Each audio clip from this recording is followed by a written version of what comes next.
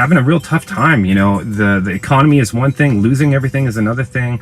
The uncertainty and mistrust, I think, in officials and information, it's just creating a real toxic environment. So, and then Starkey Farmstead.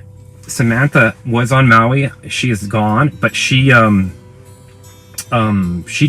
a lot of video work when she was here, a lot of her own investigative reporting and telling stories, helping fundraise, came with some money.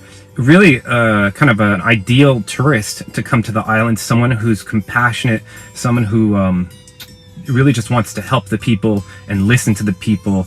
And you know, that's I think what the island needs. So check out some of her content. I guess she has plans on coming back, and I think it's a story that resonated with her, called her to action, and she discovered a whole bunch of things that I think were new to her. You know, it was a discovery process, and I think part of that is under, you know, the lack of information. And you know, I talked about in another stream about, what is it, OMG James O'Keefe coming and actually filing a lawsuit about First Amendment, 14th Amendment rights. And I was thinking about it the other day. I was like, you know, why is it that these YouTubers have to come? I'm glad that they are to do this, but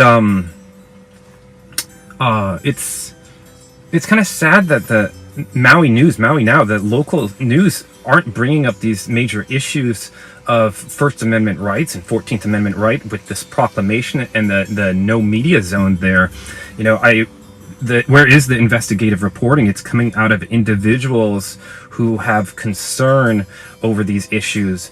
But I really think it would be great if some of these, or maybe just investigative journalism in local media, it's been absent for a while, but boy, we sure need it more than ever. But thank God we do have people like Samantha, like James O'Keefe and others, many others, who are paying attention to this subject and really want some answers from these officials. So, and I do have a very Good funny morning, story. everyone. It's Samantha from Starkey Farmstead. I am back in Louisiana. I do want to say, a viewer sent this to me last night, and when I was watching it, and I heard him speak about what all of you had made possible, what every $1 donation, $10 donation, $15 donation, and even the big hitters that sent in, you know, $100. You guys made that happen. There is no way that I would have ever made it to Maui on my own at this stage of my life. I don't have credit cards. I run a farm, you know. I'm like every other human on the earth right now. And I'm thankful, literally thankful every day when I wake up and realize that everything I have is paid for. It might be getting old, but I don't owe any man anything. And that is how I can sleep at night. So you guys made that happen. You guys made Maui happen. I did not. God said go. I already had a small platform, and I reached out to you guys. You made it happen. But I did want to tell you guys,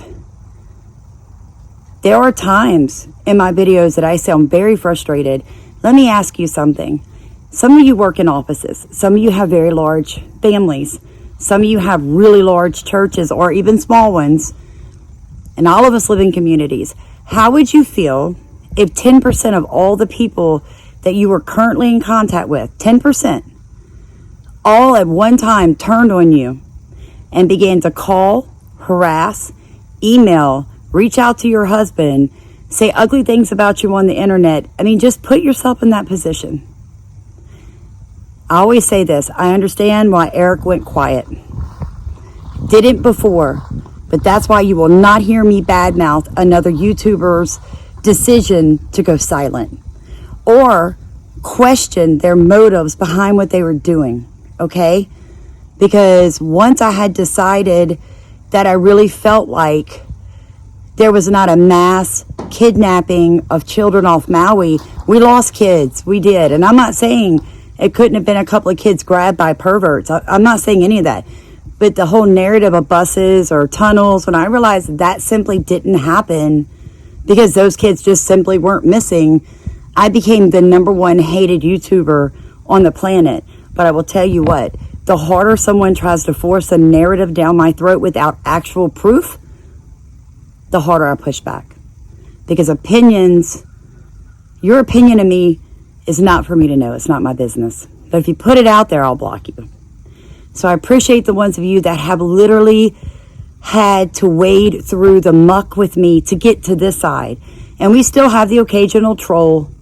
They're always going to come out, guys. The larger the platform gets, the more of us come together with common sense and try to figure out what's going on Maui. We're just going to attract those people who are going to try to cause chaos. So hang in there with me. We'll keep weeding them out. My goal today is to figure out what we can do to try to help the people from around the world that are still missing their loved ones that were there as tourists.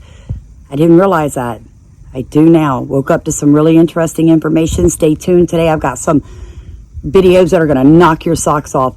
But we as a community need to try to figure out who is still missing in the tourist arena, who their families are in the wide world. There's 9 billion people out there, and make contact with them and see if we can't help get those families or a family member to Maui so they can start looking for their loved ones. So we've got a lot of work to do today, guys, not to mention what I have to do on the forum. So God bless you. Thank you so much for rowing in my boat, rowing in Maui's boat.